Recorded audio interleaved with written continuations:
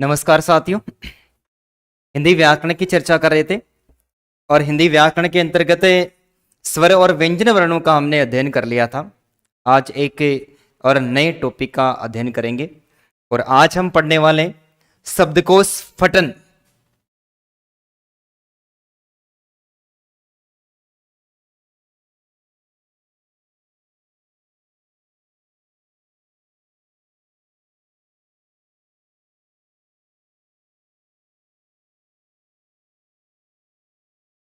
शब्दकोश फटन।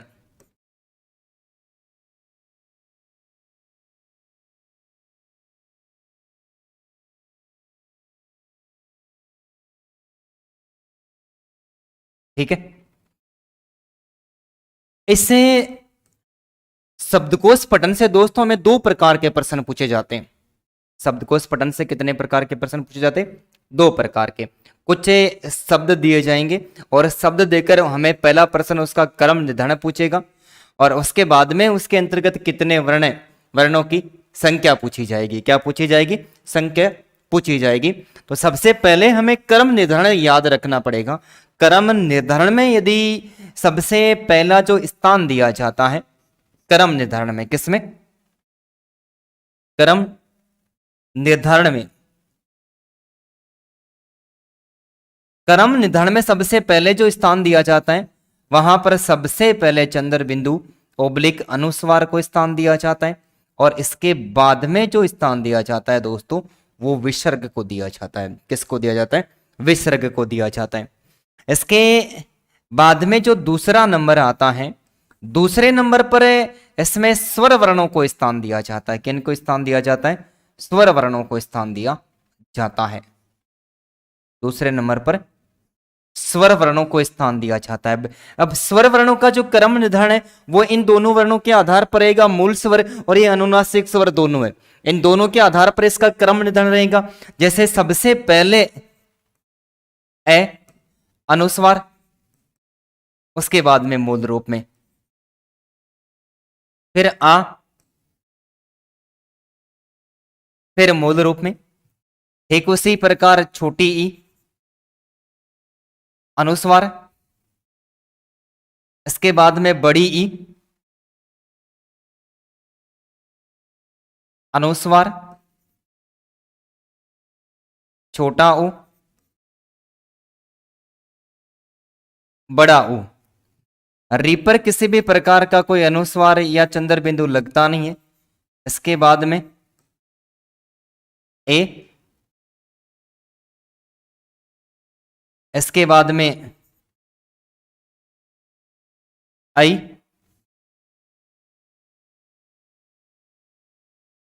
आई के साथ में अनुस्वार और मूल रूप में। इसके बाद में ओ अनुस्वार और अपने मूल रूप में। इसके अलावा औ के साथ में भी अनुस्वार और अनुस्वार के साथ में अपने मूल रूप में। तो दूसरा स्थान ये हो जाएगा।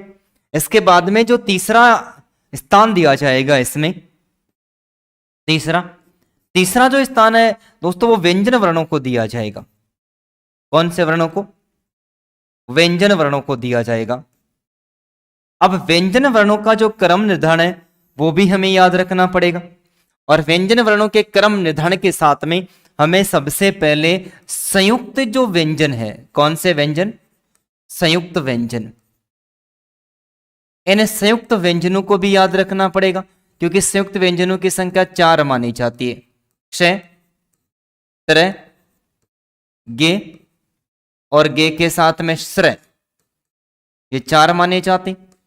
और इनमें हमने चर्चा करी थी कि ये दो व्यंजन वर्णों के मेल से बने हुए होते हैं।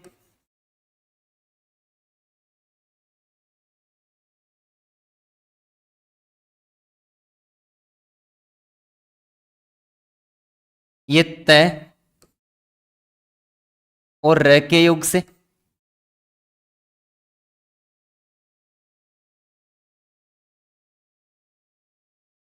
ठीक है। ये जय और ये के योग से और ये तालव्य से और र के योग से बने हुए होते हैं। तो व्यंजन वर्णों के अंतर्गत इनका क्रम निधान भी हमें याद रखना पड़ेगा, चारों का, क्ष त्र गे और सर, इन चारों का क्रम निधान याद रखना पड़ेगा।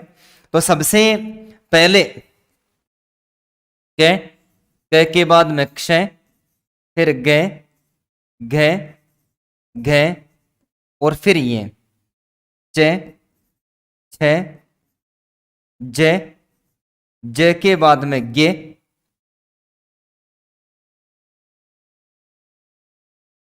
ज के बाद में गे, गे के बाद में झ और झ के बाद में ये, फिर ट, ठ, ड, ड के बाद में उत्सिप्त व्यंजन, फिर ढ और ढ के बाद में अण, तय, तय के बाद में दोस्तों थ नहीं आएगा, थ नहीं आएगा तो क्या आएगा, त्र आएगा, फिर थ, द, ध और न आ जाएगा, प, फ, ब, भ और मैं आ जाएगा, ये रे, ल के साथ में वे आ जाएगा। लेकिन ये तालव्य स के बाद में श्रय आएगा और श्रय के बाद में ये मूर्धन्य और मूर्धन्य के बाद में दंते और दंते के बाद में है आएगा, दंते के बाद में क्या आएगा, है आएगा। तो शब्दकोश पठन में जो प्रश्न पूछे जाते हैं उनका क्रम निर्धारण दोस्तों तीन प्रकार से रहेगा। सबसे पहले चंद्र बिंदु या अनुस्वार और उसके बाद में विसर्ग को, उसके बाद में स्वर वर्णों को स्थान दिया जाएगा। लेकिन स्वर वर्णों के अंतर्गत भी सबसे पहले अनुनासिक स्वर उनको और उसके बाद में निर्नुनासिक स्वरों को स्थान दिया जाएगा और फिर व्यंजन वर्णों को स्थान दिया जाएगा, जिसका क्रम निर्धारण संयुक्त व्यंजन जो वर्ण होते हैं उनको जोड़ते हुए शामिल किया जाएगा। तो व्यंजन वर्णों में सबसे पहले क लिखा जाएगा और सबसे लास्ट में क्या लिखा जाएगा, सबसे लास्ट में है लिखा जाएगा। है के बाद में देखो क के बाद में क्षय आ जाएगा, ज के बाद में गे आ जाएगा, तय के बाद में त्रय आ जाएगा और स के बाद में क्या आ जाएगा दोस्तों, श्रय आ जाएगा। तो इस प्रकार इनका क्रम निर्धारण किया जाएगा।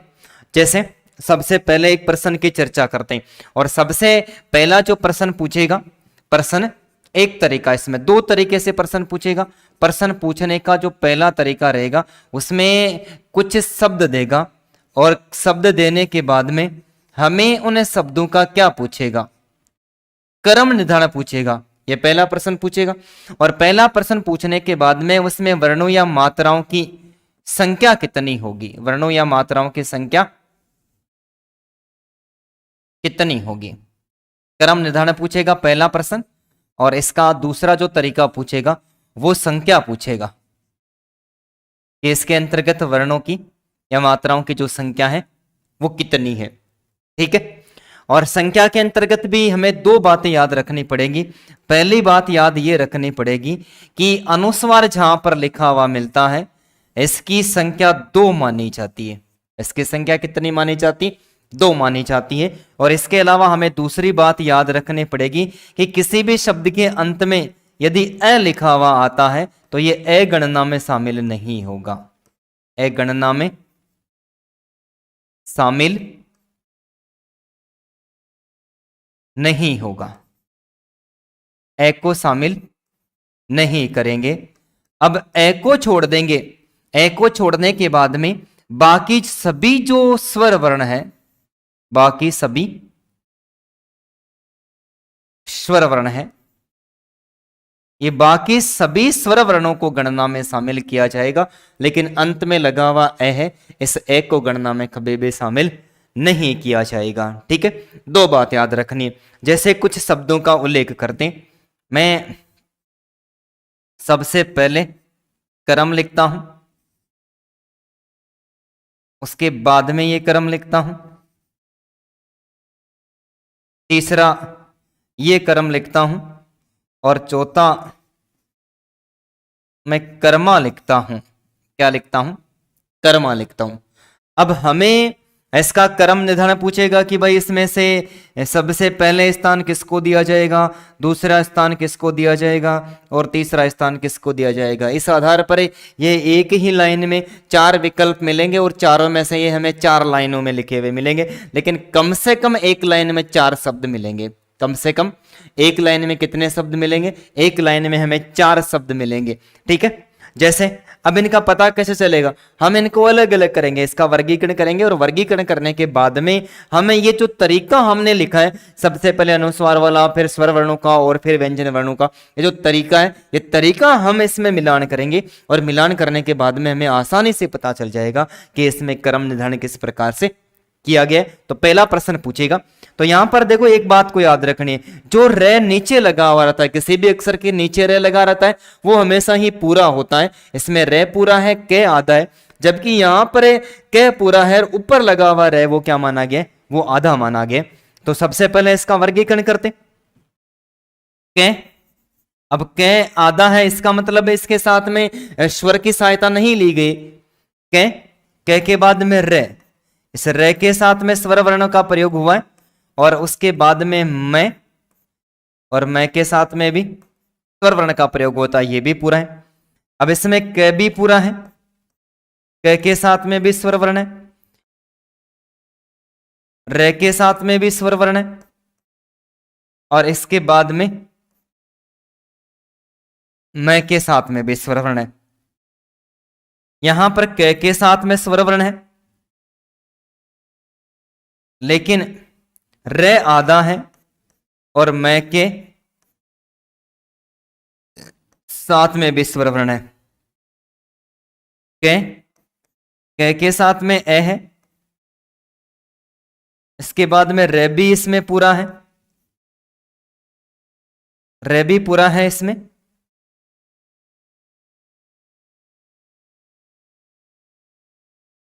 क्योंकि रे के साथ में भी ए है और इसके बाद में मैं के साथ में आ की मात्रा है। यही मैं आपको बताने का प्रयास करा था दूसरे प्रश्न में कि ए को गणना में शामिल नहीं करेंगे, ए को छोड़कर सभी स्वर वर्णों को गणना के अंतर्गत क्या किया जाता है, सभी स्वर वर्णों को गणना में शामिल किया जाता है। अब हमें इसमें से चारों में से देखना है कि सबसे पहले कौन सा आएगा और सबसे बाद में कौन सा आएगा। तो यहां पर हमने इसका क्रम निर्धारण देखा है, इसी के आधार पर तो अनुस्वार वगैरह और स्वर वर्ण की शुरुआत हो नहीं रही, अब नहीं हो रही, तो सबसे पहले व्यंजन वर्ण। अब व्यंजन वर्णों में देखो सबसे पहले सभी में क आ रहा है, सभी में क्या आ रहा है, के आ रहा है। यदि के आ रहा है तो कैसे इसका निर्धारण नहीं होगा, कैसे इसका निर्धारण नहीं होगा, तो के को छोड़कर आगे वाले वर्णों पर चले जाना है। किस पे चले जाना है, आगे वाले वर्णों पर। तो यहां पर देखो कैसे निर्धारण नहीं हो रहा है, लेकिन यहां पर तो रे आ रहा है, तो रे तो बाद में आता है, इधर भी ए आ रहा है और इधर भी ए आ रहा है और इधर भी ए आ रहा है, तीनों में ए आ रहा है। अब तीनों में ए आ रहा है तो ऐसे भी तीनों का निर्धारण नहीं हो रहा, तो इसके आगे वाले पे चले जाना है। अब देखो आगे वाले में इधर रे आ रहा है, इधर रे आ रहा है और इधर क्या आ रहा है, इधर भी रे आ रहा है, इसका मतलब इससे भी निर्धारण नहीं हो रहा। लेकिन इससे आगे वाले में जाने के बाद में यहां पर ए आ रहा है, यहां पर ए आ रहा है और इसमें मैं आ गया तो बीच में हट गया। अब ऐसे भी निर्धारण नहीं हो रहा है, तो फिर आगे वाले में चले जाना है, फिर मैं आ रहा है और फिर मैं आ रहा है। लेकिन यहां पर दोस्तों ए आ रहा है और यहां पर आ रहा है, तो इसमें सबसे पहले स्थान इसको दिया जाएगा और दूसरा स्थान किसको दिया जाएगा, इस आ वाले को दिया जाएगा। दो का निर्धारण हो गया। अब इसमें के आ रहा है, इसमें क्या आ रहा है, इसमें ए और है, तो सीधी सी बात है कि इसका तीसरा स्थान हो गया और ये कौन से स्थान पर हो गया, चौथा स्थान पर हो गया। तो ये सबसे पहले कर्म हो जाएगा, फिर कर्म आएगा, फिर कर्म आएगा और ये कर्म अंत में लिखा हुआ आएगा। तो एक प्रकार का प्रश्न तो ये पूछेगा, कर्म निर्धारण पूछेगा। क्या पूछेगा, कर्म निर्धारण पूछेगा। तो एक बात क्लियर होगी। अब दूसरा प्रश्न पूछेगा कि इसमें संख्या पूछेगा कि वर्णों की संख्या कितनी है। तो वर्णों की संख्या में हमें दो बात याद रखनी है कि अनुस्वार जहां पर आता है वहां पर इसकी गणना में कितना गिना जाता है, 2 गिना जाता है। अब 2 कब गिना जाता है, जैसे मैं यहां पर कंचन लिखता हूं, जैसे कंचन लिखता हूं। अब यदि मैं क को अनुस्वार ही लिखता हूं तो ये 2 गिना जाएगा, लेकिन इस कंचन में मैं के और अलग अलग लिख देता हूं, अब ये दोनों मिलकर कितने गिने जाएंगे, ये दोनों मिलकर 2 गिने जाएंगे। ये दोनों मिलकर कितने गिने जाएंगे? ये दोनों मिलकर 2 गिने जाएंगे। तो यहां पर ऐसा उल्लेख ही नहीं है। तो इसमें क्रम में कितने वर्ण हैं? तो 1 2 3 और 4, क्योंकि इसमें ए आ रहा है, इसमें भी ए आ रहा है, और इसमें भी क्या आ रहा है? ए आ रहा है। ए शामिल नहीं होगा तो इसमें भी वर्णों की संख्या कितनी हो जाएगी? ये 4 वर्ण हो जाएंगे। ये दूसरा प्रश्न। फिर 1 2 3 4 और 5, इसमें दूसरे में कितनी हो जाएगी वर्णों की संख्या? ये 5 हो जाएगी। फिर कै, इसमें भी 4 हो जाएगी, और लास्ट वाले के अंतर्गत आ लिखा हुआ है, तो इसमें वर्णों की संख्या कितनी हो जाएगी दोस्तों? 6 हो जाएगी। कितनी हो जाएगी? 6 हो जाएगी। तो इस प्रकार से हमें क्या पूछेगा? इस प्रकार से हमें प्रश्न पूछेगा, 2 तरीके से प्रश्न पूछेगा। तो ये दोनों तरीका इस पहले प्रश्न के अंतर्गत एकदम सही तरीके से समझ में आया होगा कि सबसे पहले चंद्र बिंदु अनुस्वार को विसर्ग हो, इसके बाद में स्वर वर्णों को अनुनासिक और निर्नुनासिक को स्थान दिया जाएगा, उसमें व्यंजन वर्णों को स्थान दिया जाएगा, और व्यंजन वर्णों के बीच में भी संयुक्त व्यंजनों को शामिल किया जाएगा। तो सबसे पहले क और उसके बाद में क्या आएगा? है आएगा। तो इस प्रकार से क्रम निर्धारण और वर्णों की संख्या के आधार पर 2 प्रकार के प्रश्न पूछेगा। सीधे सी बात याद रखनी कि ए अंत में लगा हुआ ए गणना में शामिल नहीं होता, ए को छोड़कर बाकी सभी स्वर वर्णों को शामिल किया जाता है। और यदि अनुस्वार लगा हुआ होता है तो वहां पर वर्णों की संख्या कितनी गिनी जाती है? 2 गिनी जाती है। तो एक बार स्क्रीनशॉट लीजिए, इसका एक और प्रश्न तैयार करते।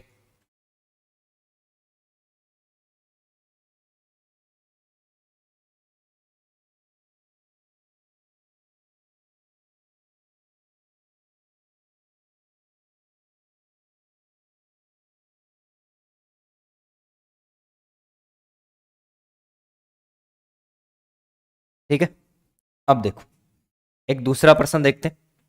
दोनों तरीके उसमें भी काम में लेते हैं। जैसे मैं यहां पर एक कंचन लिखता हूं, दूसरा मैं यहां पर कांचन लिखता हूं, तीसरा मैं यहां पर कंगन लिखता हूं, चौथा मैं यहां पर कंकण लिखता हूं। क्या लिखता हूं? कंकण लिखता हूं। इसमें भी सबसे पहले हमें क्रम निर्धारण देखना है। क्या देखना है? सबसे पहला प्रश्न क्रम निर्धारण का देखना है, और उसके बाद में मात्राओं की या वर्णों की संख्या देखनी है।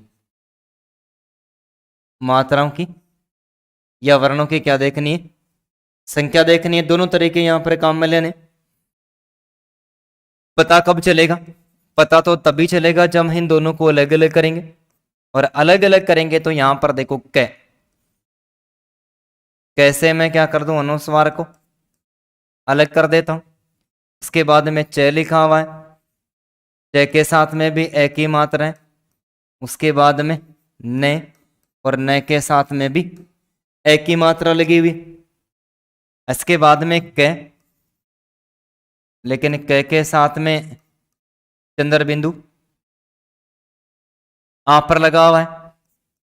इसके बाद में भी च के साथ में ए पूरा है, और लास्ट में न के साथ में भी ए पूरा है।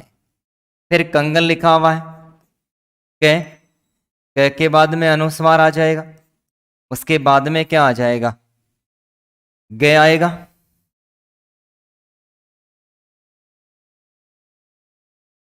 ग से ए को अलग कर देता हूं, और फिर न से ए को अलग कर देता हूं। इसके बाद में क्या आ रहा है? कैसे मैं अनुस्वार को अलग कर देता हूं। उसके बाद में कै, फिर ए, उसके बाद में अणे, और अणे के बाद में क्या लिखा हुआ है? ए लिखा हुआ है। तरीका सब में सेम लिखा हुआ है। अब हमें क्या करना है? हमें भी इसमें कौन कौन से वर्ण कहां पर आएंगे यही देखना है। यही देखना है। तो कैसे कैसे का निर्धारण नहीं होता है तो आगे वाले पे चले जाना है। आगे वाले वर्ण पे जाते हैं तो यहां पर अनुस्वार है, यहां पर आ रहा है तो इसको छोड़ देंगे, लेकिन इन तीनों में सेम आ रहा है। अब सेम आने के बाद में भी इसमें कोई परिवर्तन देखने को नहीं मिल रहा, निर्धारण नहीं हो रहा, तो देखो यहां पर च आ रहा है, यहां पर ग आ रहा है और यहां पर कह रहा है, तो आसानी के साथ में हो जाएगा। क गणना में सबसे पहले आता है, ग उसके बाद में आता है और च उसके बाद में आता है, तो ये तीनों का निर्धारण हो गया और चौथा एक ही बचा है। अब दूसरी बात, अब हमें मात्राओं की संख्या का ज्ञान करना पड़ेगा कि किस में कितनी मात्राएं।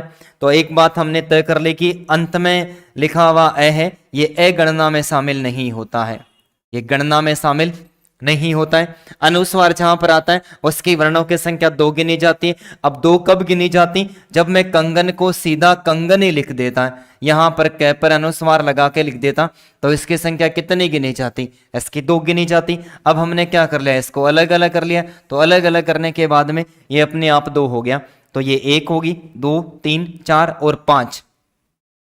यहां पर वर्णों की संख्या कितनी होगी? 5 होगी। फिर 1 2 3 4 5, इसमें भी कितनी होगी? इसमें भी 5 होगी। फिर 1 2 3 4, इसमें भी 5 होगी और लास्ट वाले में भी कितनी होगी? 5 होगी। तो इस प्रकार हमारा ये दूसरा तरीका भी एकदम सही हो गया, क्योंकि 2 ही प्रकार के प्रश्न पूछेगा, तीसरा कोई तरीका इसमें काम में नहीं लिया जाएगा। अब इसमें एक प्रश्न और देखते हैं। जैसे मैं यहां पर सबसे पहले विज्ञान लिखता हूं, उसके बाद में मैं विजय लिखता हूं, इसके बाद में मैं विजेता लिखता हूं और एक शब्द में मैं विनय लिखता हूं। ठीक है। अब इसके अंतर्गत शब्दकोश पठन के अंतर्गत शब्दकोश पठन का जो तरीका है दोस्तों, वो तरीका ही काम में रखने का होता है। उदाहरण चाहे फिर कितने भी प्रकार के हम काम में ले सकते हैं, उसमें कोई बदलाव नहीं होगा। अब देखो, सबसे पहले वैसे मैं छोटी ई को अलग कर देता हूं। फिर गे लिखा हुआ है, तो ये जे प्लस ये प्लस आ, विज्ञान लिखा हुआ है, और उसके बाद में न से भी मैं ए को अलग ही कर देता हूं। इसके बाद में वह के साथ में भी छोटी ई, और उसके साथ में फिर जे आया है, जैसे मैं ए को अलग कर देता हूं, अलग करने के बाद में फिर ये आया है, और ये से भी मैं क्या कर देता हूं दोस्तों, ए को अलग कर देता हूं। इसके बाद में वह आया है, वैसे मैं छोटी ई को अलग कर देता हूं। फिर जे के साथ में क्या आया है, जे के साथ में ए आया है, और इसके बाद में साथ में तय, और तय के साथ में क्या आया है, इसमें तय के साथ में आ लिखा हुआ मिला है। इसके बाद में सबसे लास्ट वाले को अलग करते हैं, तो इसमें वह के साथ में छोटी ई है, और फिर क्या लिखा हुआ है, न के साथ में क्या जुड़ा हुआ है, न के साथ में भी ए जुड़ा हुआ है, और इसके बाद में क्या लिखा हुआ है, ये, और ये के साथ में दोस्तों क्या लगा हुआ है, फिर ए लगा हुआ है। अब इसका निर्धारण भी करेंगे तो वैसे किसी का भी निर्धारण नहीं हो रहा है। अब वह का निर्धारण नहीं हो रहा है तो ई पर चले जाते हैं, लेकिन ई पी सब में कॉमन है, तो ए से भी किसी का निर्धारण नहीं हो रहा है। अब देखो यहां पर जय पर चले जाते हैं। अब जय के बाद में एक में न आ रहा है, इसका मतलब न से पहले जय आ रहा है, तो सबसे पहले इनको लेना पड़ेगा, लेकिन जय का भी निर्धारण नहीं हो रहा है। अब नहीं हो रहा तो फिर आगे वाले पे चले जाते हैं। यहां पर ये आ रहा है, यहां पर ए आ रहा है, यहां पर ए आ रहा है, तो सीधी सी बात है कि सबसे पहले 1 नंबर पर, इसके बाद में ए आ रहा है तो 2 नंबर पर, और ये आ रहा है तो ये कितने नंबर पर हो गया, 3 नंबर पर, और सबसे लास्ट में बचा ये कितने नंबर पर हो गया, ये दोस्तों ये 4 नंबर पर हो गया। बिल्कुल जोर ही नहीं है, निर्धारण 1 से नहीं होता, आगे वाले पे चले जाना, आगे वाले पे तुरंत निर्धारण हो जाएगा। अब इसके अंतर्गत हमें वर्णों की संख्या गिननी है, तो वर्णों की संख्या में भी हमने पता किया था कि अंत में ए गणना में शामिल नहीं होगा, एक को छोड़कर बाकी सारे शामिल होंगे। तो इसमें 1 2 3 4 5 और 6 कितने हो गए, इसमें 6 वर्ण हो गए।